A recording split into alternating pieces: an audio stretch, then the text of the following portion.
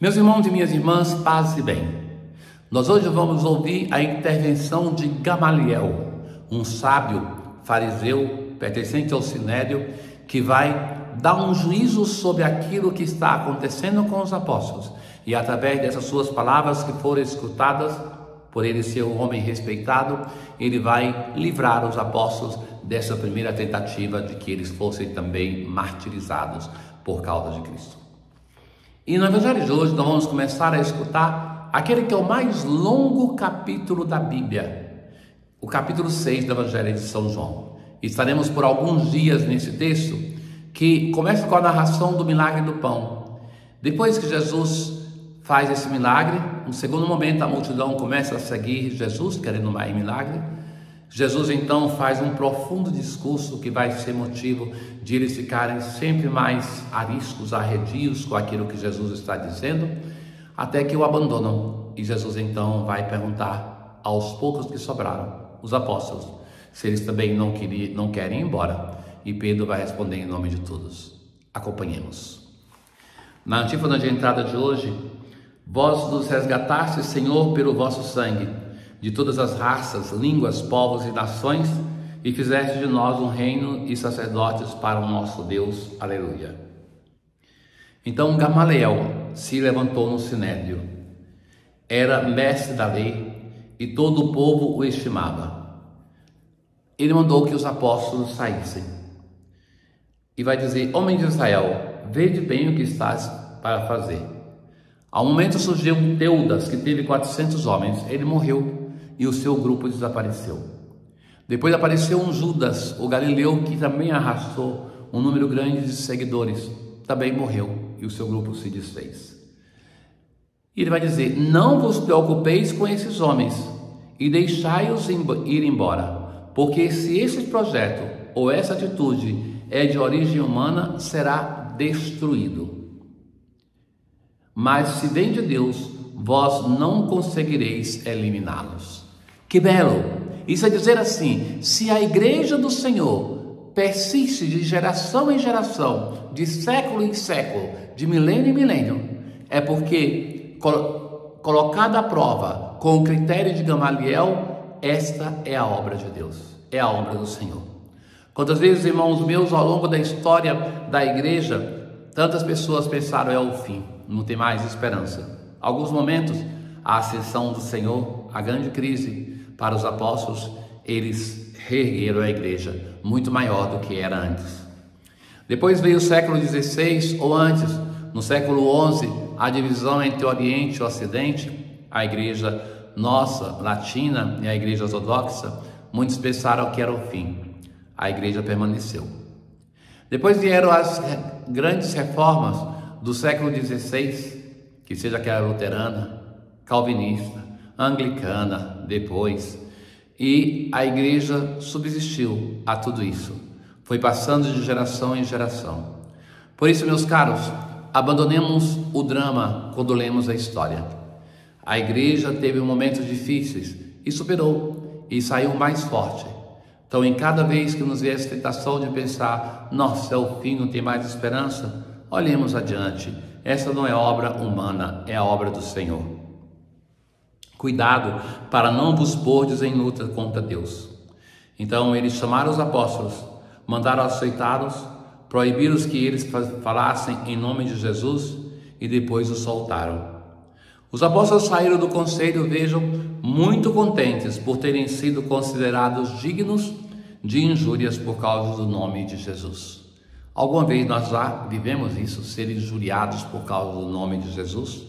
Senão, não nos alegremos, porque talvez o nosso modo de viver a fé não incomode ninguém, porque é tão água com açúcar que o mundo não se incomoda. A cada dia no templo e pelas casas não cessavam de ensinar e anunciar o Evangelho de Jesus Cristo. Uma alegria e não se cansar, se alegrar por ser perseguido por causa do nome de Cristo e não se cansar neste anúncio. Salmo 26, nós assim rezamos: o Senhor é minha luz e salvação, de quem eu terei medo?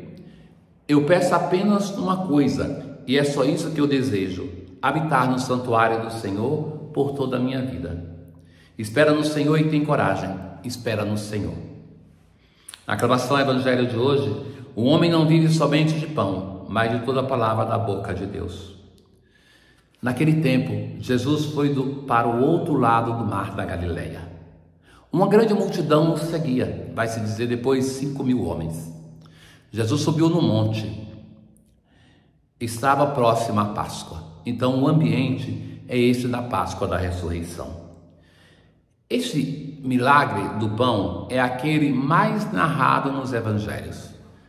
Em João, uma vez em Lucas, e tem 2 narrações de milagre do pão em Marcos e em Mateus, 2. Mas a diferença que nós vemos é que Jesus aqui tem claramente o senhorio. Ele é o protagonista de todo o episódio. É ele que vai perguntar a Filipe: onde vamos comprar pão para que eles possam comer? Não é nenhum dos discípulos que pede a Jesus para dispensar a multidão. É Jesus que provoca. É comum nos milagres, nos sinais do 4º evangelho, que Jesus provoque o seu interlocutor para perceber a grandeza, o absurdo daquilo que ele vai fazer. E o evangelista vai considerar: Jesus sabia muito bem o que ia fazer. João vai afirmando o senhorio de Jesus. Ele sabia. Depois tem uma outra peculiaridade nessa narração, que aquela menino ele tinha, que é André que vai dizer, que ele tinha 5 pães de cevada. Era o pão dos pobres, pão de cevada. Os ricos tinham pão de trigo e 2 peixes. Jesus vai dizer: fazei sentar as pessoas, e vão sentar num prado, no gramado, como bom pastor que leva as suas ovelhas para os prados verdejantes. Jesus faz a multidão se sentar. Mas também somente os senhores e seus filhos comiam sentados, os escravos comiam de pé. Jesus tomou os pães, são os verbos da instituição da Eucaristia, deu graças e distribuiu-os aos que estavam sentados, tanto quanto queriam. Veja, na última ceia, nós ouvimos na Quinta-feira Santa, no 4º evangelho, João não narra a instituição da Eucaristia. A reflexão de João sobre a Eucaristia se encontra neste capítulo. E ela começa dizendo o modo com o qual o Senhor toma o pão e os peixes, matérias antigas do sacramento da Eucaristia. Ao final vai dizer: recolhei os pedaços que sobraram, para que nada se perca. E diante disso, a admiração do povo. Este é verdadeiramente o profeta, aquele que deve vir ao mundo. Aquele profeta que Moisés já tinha anunciado. O povo vai reconhecer: este profeta chegou. Jesus, para evitar que proclamassem o rei, se retira de novo sozinho para o monte. Estejamos atentos, irmãos meus, porque esse milagre começa tocando em uma coisa muito delicada para o ser humano. A nossa busca por alimento denota o nosso anseio de prolongar a nossa vida. Jesus chama a atenção dessa multidão por causa disso, porque estão oferecendo pão. Mas agora, a partir desse milagre, nós vamos ter todo o desenrolar-se desse capítulo. Um capítulo dramático, interessante, denso, aonde Jesus vai colocar temas fundamentais para a nossa vida humana, para a nossa vida de fé.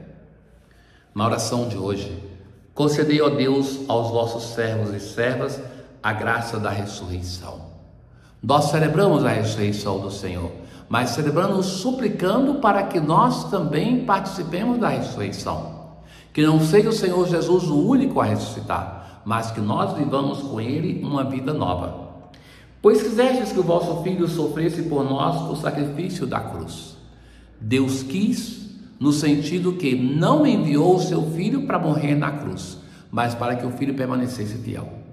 E Jesus foi fiel ao seu Pai, mesmo no suplício da cruz, para nos libertar do poder do inimigo, do poder do tentador, aquilo que nós renunciamos na noite pascal e que cada um, através do batismo, renuncia para poder viver uma vida nova. Tenham todos um bom dia. O Senhor esteja convosco, Ele está no meio de nós. Abençoe-vos o Deus Todo-Poderoso, o Pai, o Filho e o Espírito Santo. Paz.